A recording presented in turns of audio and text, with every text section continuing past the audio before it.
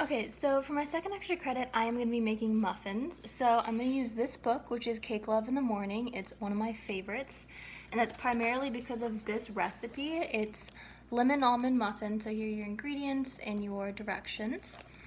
And I've already preheated my oven to 350 degrees, so while I'm doing that, I'm going to be toasting up some sliced almonds that'll go both in the muffins and on top while I work on my other ingredients.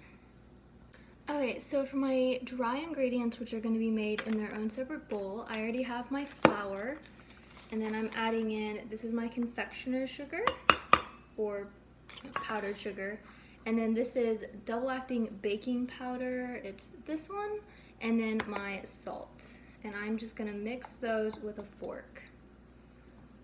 Okay, so this is my first bowl of wet ingredients, and here I have my eggs and my vanilla, and then I'm putting in my milk.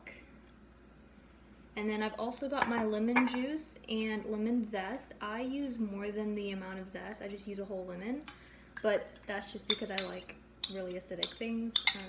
Definitely not following the recipe there. And then I've got my heavy whipping cream. And then I'm gonna mix these with a fork and then move on to the second type of wet ingredient. Okay, so for my second group of ingredients, I have in here my butter and my superfine sugar, and then I'm gonna put in half of my toasted almonds, and then I'm just gonna be mixing this for 2 minutes, and then I will get back. Okay, so we're looking a bit like mashed potatoes with nuts in it, but we are now gonna drizzle in the butter and the lemon, and then mix it up again, and then we'll add in the flour mixture in a minute. Okay, so as the book says, it looks like lumpy cottage cheese, which is a fairly accurate description, but at this point, we are done with the mixer because we're just gonna fold in the flour. So I'm just gonna get rid of the mixture, or the mixer, and then the flour is gonna be folded in 3 different parts, making sure not to overmix, and it'll most likely, and we want it to have some bits of flour still left in there. Okay, so my batter's done. I don't know if you can see, but there's still some streaks of flour, but it's mostly mixed. I've also got my topping, which I made earlier, so it is just milk and the rest of the almonds, superfine sugar, and some vanilla. And I've got my baking pan. So I sprayed it with cooking oil because I personally don't like the paper liners. I like to be able to take my muffin with me. I like that it gets a bit of crusty on the outside, and I like to reduce waste.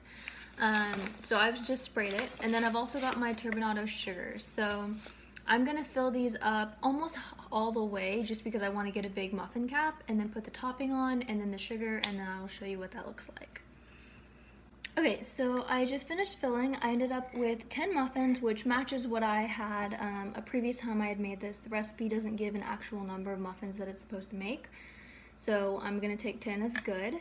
They've all got a healthy dose of topping, which is the almonds. I pressed it down lightly with a fork, but the muffins are gonna expand and move it all around anyway, so it's not a huge deal. They've also all got some turbinado to help with crunch, and then the oil around the top of the pan should hopefully help when we try to remove them from the muffin tops from sticking. So I'm now gonna put them in the oven at 350 degrees for about 20 to 24 minutes, depending on just how they look when we test them. And then making sure to flip them halfway through, so about the 12-minute mark, just to make sure they're getting baked evenly. Okay, so it's been about 10 minutes. I just turned them around, and you can see they're sitting in the center of the oven, and they're starting to rise and brown a little on top. So I just tested the muffins, and as you can probably tell by this toothpick, they were not done. So I'm gonna put them back in for about 3 minutes, and then I am gonna give them a bit of a foil hat just because they're looking a little toasty on top. So here they are for now. I just took them out and they came out clean with the toothpick, so I'm just gonna let them cool and then I will take them out of the pan. So here's my finished product. You can see they turned out nicely brown on the outside, and that's partially why I don't use the paper wrapper. And then they did have a little bit of browning up on the top, caramelization probably from the milk because of the almond, but because I put a hat on it, we made sure that none of them burned. So I hope you enjoyed, and I would highly recommend this recipe if you were in the mood for some muffins.